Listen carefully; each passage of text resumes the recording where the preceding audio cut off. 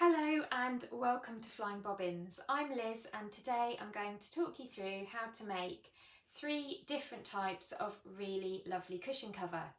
Now I'm going to be using these beautiful tapestry panels here, but you could use any fabric you have to follow the same tutorial. They're really quite easy. I'm going to start off with a plain zippered cushion cover. So this has a zip inserted at the bottom. It's extremely easy and perfect for beginners. Then I'll show you how to make a pom-pom cushion cover. So same thing with a zip at the bottom, but this time with a really fun pom-pom trim going around the edge. And then I will show you how to make a piped cushion cover. So this time I've used a really pretty metallic gold piping to accent the edge of this cushion cover, and again that has a zip inserted at the bottom. This is a great project if you want to give your interior space a bit of a zhuzh, and also for learning lots of different sewing skills, inserting zips, working with piping. I'm sure that you will have loads of fun making these cushion covers with me. So without further ado, let's get started. And if you like the look of these gorgeous tapestry cushion covers, these are all available from flyingbobbins.com, and they come as a kit which includes the front and back cushion panels and the zips. The pom-poms and the piping can be purchased separately. I'm going to teach you today how to make a really simple cushion cover with a zip closure. Then I'm going to teach you how to elevate that by adding a pom-pom trim around the edge. So one of the cushion covers I'm going to show you with a pom-pom trim around the edge. And then finally I will do a piped cushion, and I've got this lovely gold metallic piping that will pick up on the metallic accents in this tapestry here. So let's get started.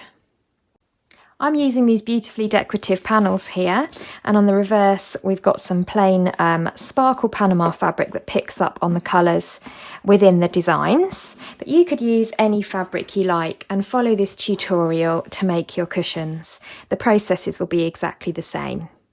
Now these panels measure about 45 centimetres by 45 centimetres square. The seam allowance we're going to use is 1.5 centimetres, so we'll end up with a cushion cover of approximately 43 by 43 centimetres, 43.5 centimetres. So you're going to need a cushion pad minimum 40 by 40 or up to 45 by 45 for your cushion pad. If you have a smaller cushion pad, these cushion covers are going to sit flatter. If you have a bigger cushion pad and squeeze them in, these are going to be fuller, firmer cushions. So I'm going to use regular zips in these tutorials. This is a size 3 multi-purpose nylon coil zip, closed end, and it's 35 centimetres long. So you'll end up with about a few centimetres, about 5 centimetres at either end of your cushion cover. So ideally a 35 centimetre long zip is great for this project. So I've got one for each of my cushion covers. Now the first thing that you want to do is to overlock around the edges, in particular with this tapestry style fabric with all these different beautiful colours woven into it. This really does fray quite a lot. So the first thing to do before we get started is to take each of your panels and just go around the edge with your overlocker to stop the fabric from fraying, and that will make it easier to manage as you go forward and make your cushion covers. If you don't have an overlocker, you simply want to either zigzag stitch using your sewing machine all the way around the outside edge, or you can use the overcast feature if you have an overcast feature on your sewing machine. So once you've finished all the raw edges of your cushion cover, then we can come back and start by inserting the zips.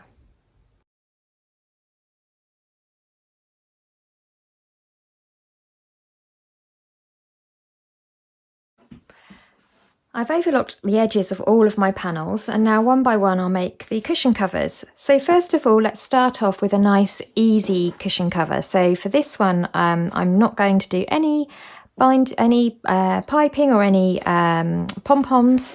We're just going to do a straightforward cushion cover with a zip. So line up your fabric panels like this. The raw edges should roughly match.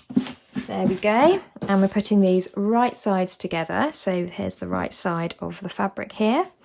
Now, I like to put the zip in the bottom. This is because then when the cushion is sat on the sofa or the bed, wherever it's going to live, then the cushion is at the bottom and it's a little bit concealed. So what we want to do is start off by putting these right sides together, and then we'll just clip these edges. You can see how much this fabric frays by all of the bits of fluff everywhere. Here we go. Okay, so what we're going to do is we're going to put the zip in along this edge here. So my zip is 35 centimetres long. I'm just going to pop it there where it's going to go. So I want to centralise my zip along this seam here. So I've got an equal amount here and here. And then I just want to sort of make a mark where that metal staple is. Oops. And make another chalk mark at the top where the top of my puller is. There we go. So there, I've got my chalk marks now marking out where the puller and the staple is. So then next what we're going to do is go over to the sewing machine, and we're going to come in, we're going to start here with a back stitch. We're going to come to the first chalk mark and do another back stitch. Then we're going to increase our stitch length to the maximum stitch length, stitch all the way down to the next chalk mark, do another back stitch, decrease our stitch length back down to normal stitch length, and then come to the end. So these two areas here will be sewn together with a normal stitch length, and in between the chalk marks where the zip will sit will just be basted closed. Okay, so I am going to sew with a 1.5 centimetre seam allowance. So the raw edge of my fabric there is matching up to the 1.5 centimetre or 3/8 of an inch line. I'll just put my needle in at the start. I'm sewing with a regular universal needle, normal straight stitch. Oh, the sun is coming in through that window. I hope you can see everything okay. Sorry about the shadows. It's one of those days where the sun is bright on one window and in the other window the sky is ominously pitch black and full of rain and thunder. So I'm just going to stitch normally. You can just see a normal stitch length until I get to that very first chalk mark. There we go. And then I want to do a few back stitches to strengthen this area. And then once I'm on the chalk mark, I'm going to now increase my stitch length as high as it will go. On my machine that is 5, but you might have 4, it's depending on your machine. And now you'll find when you increase your stitch length that all of a sudden your fabric gets chomped up quite quickly through your machine, just because each stitch is longer. So be prepared for that change of pace. Feel like you're sewing really quickly. So just sew along there. Take the clips or pins out as you go. And once we get to the second chalk mark, let's just bring those corners together. So I'm at the second chalk mark now. I'm just going to put my stitch length back down to the regular stitch length, which is 2.4 on my machine. And then I'm going to go forward about 3 stitches and back 3 stitches, and then come all the way to the end, all the way to the end, and then I'll do a back stitch to finish.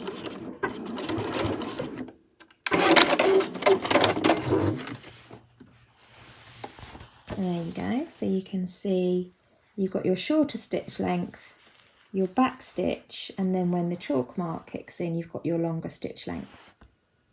There's our seam that we've just sewn. We'll just put that open and flat, and then we just want to press this seam that we've just sewn. I'm just going to press that open and flat there. This is where our zip is going to sit. So once that's pressed open, then we can pin in place.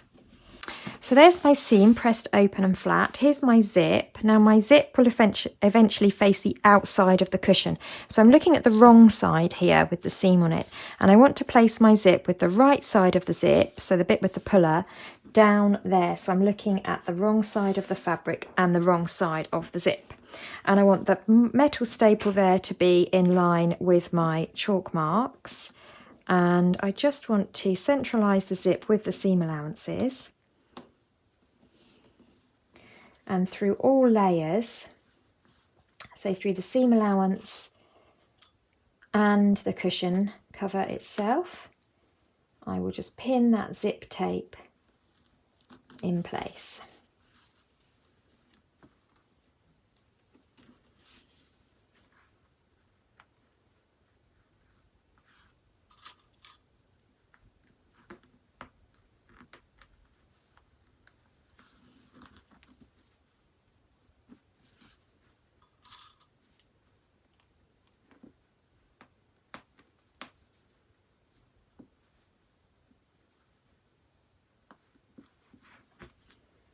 And then a few pins on the other side as well.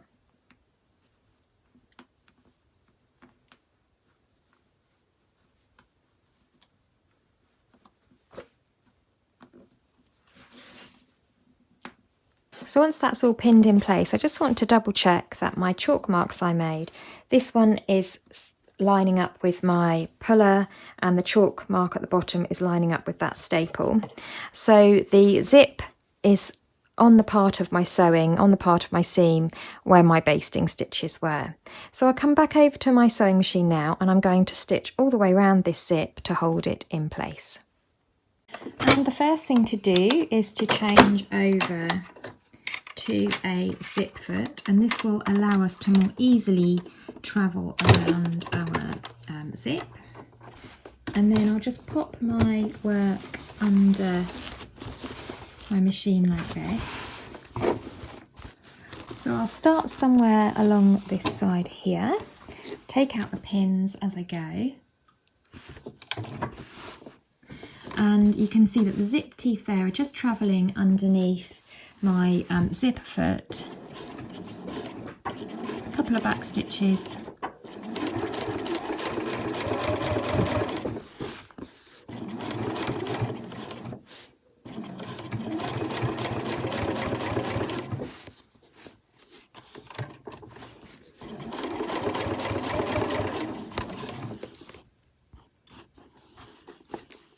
So the edge of the tape is roughly lined up with the edge of your seam allowance there.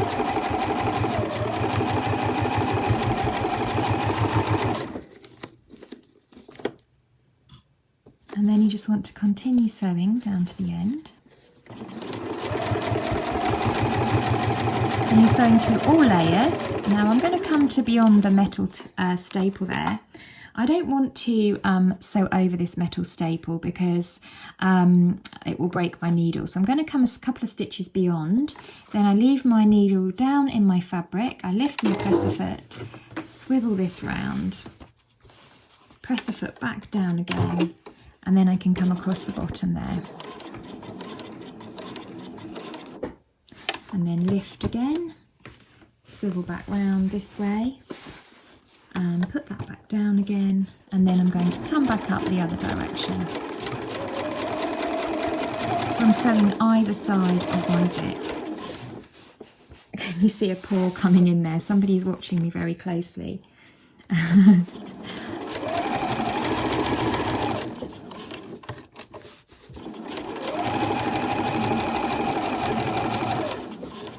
Hiding from the thunder.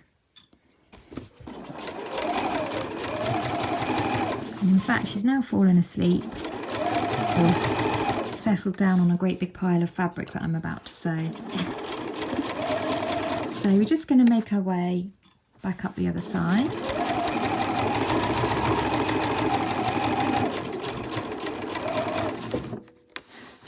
So I'll take that pin out that's there now, and so I'm back up, coming towards the top of my zip where I have my zip puller, and that will get in the way of my sewing. So at this point I want to leave my needle depressed down into my fabric. I'm going to lift my presser foot, and then I want to just wiggle my zip puller down out of the way, thank you, and then we can just push that zip puller, wiggle it either way, whoops, back down. Sometimes it's tricky to do, just need to lift the foot a little bit more. There we go, so it's out of the way now, and then I can put my foot back down again. So you'll notice that the zip teeth are sort of lined up with the seam, so I just need to sort of hold that in place. Once again, I'll just come a couple of stitches beyond the metal staple there. And then I'll lift that, swivel that round, and then I just want to make sure that those two staples where my zip comes together at the top are together. And I'll stitch across the top of that zip and make sure that those two tails of the zip are together. And then with the needle down, I can lift and come back round. Oops, Daisy. And then I want to start coming back down the other side. So I'm going through all layers. My zip teeth are together. And then before I get back to this puller again, I can just pull that up out of the way. If you find it tricky to pull that zip puller out of the way, you can actually use your unpicker, hook your unpicker through the zip pull, and just gently use that to move your puller out of the way there. Just want it to really go beyond where we're sewing. And then you can carry on to meet where you started. And do a back stitch. And you're done. So I've got a nice contrasting thread so that you can see. I've just sewn a rectangle all the way round that zip puller.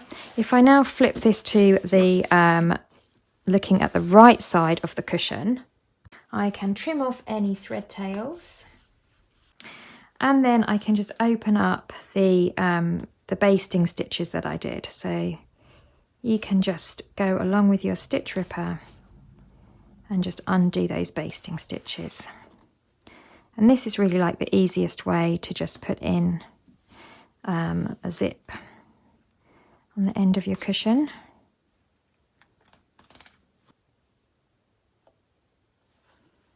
And you'll feel some resistance when you come to when the stitch changes from a basting stitch to a thicker, a smaller stitch length.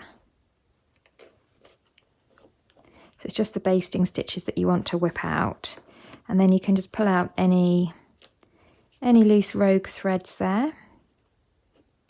So I've picked out any little bits of thread that were left over from unpicking my basting stitches, and you can now see that the zip is nestled in there. So if I part that open, you can see there's the zip there. And when that's sitting flat, and I'm using a black zip, you could use a more neutral colour. It's just that that's what I had plenty of to use up.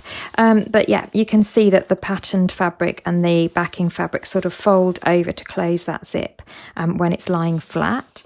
So the next thing to do is simply, we fold this so that it's right sides together, match up the raw edges, and then we're going to sew around the perimeter of the remaining three sides of the cushion, and that's our cushion, our zip cushion cover completed. So that really is a simple way of doing a very quick zippered cushion cover. So I'm just going to pop some clips around the other sides. And then once I've shown you how to do this, I'll talk you through the same technique really, but using piping or pom-pom trim going around the edge. And there's a few little things to consider with that, but really the construction of adding the zip is fundamentally the same. So nothing too tricky at all. And then back around the other side.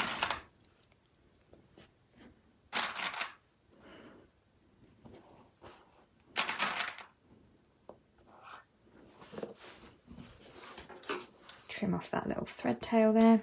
Right, so that's now clipped together. Let's just go back over to the machine and finish off. Now before I do this, just having a little think, let's just undo the zip to allow us, when it comes to turning it inside out or turning it right sides out, that will be a lot easier if the zip's undone. So undo your zip about 2/3 of the way, pin or clip round the edge, and then we're just going to sew round the edge. So I can now put my normal zip foot, my normal presser foot, everyday presser foot back on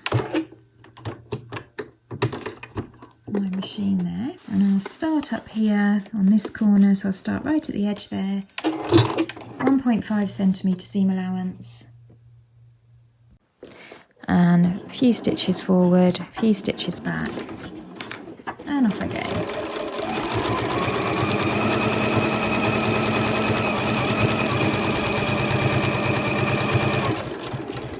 So I've just got a normal stitch length, universal needle, straight stitch, nothing fancy, and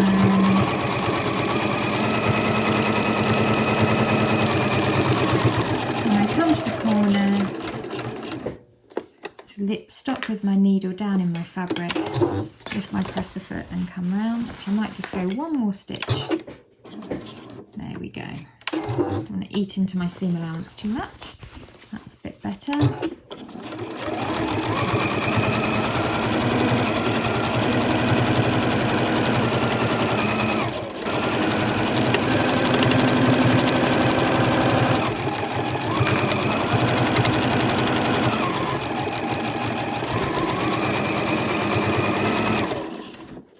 So I just want to flatten out that seam allowance where my zip is.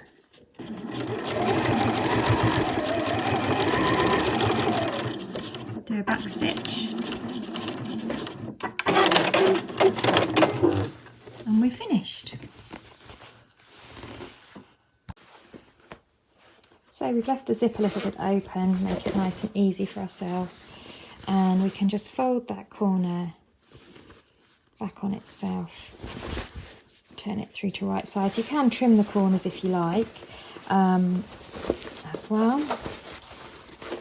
Turn this through to right sides. And that is our beautiful tapestry cushion cover finished. So that's how it looks on the front. We've got our lovely bluey sparkly fabric on the back and a zip at the bottom there. Let's pop a cushion pad in it. So these cushion pads you can just get from IKEA or eBay or John Lewis, wherever you want to buy your cushion pads from. Or I think this might have been a cushion pad that originally had a different cushion in it, and then I'm just recycling it.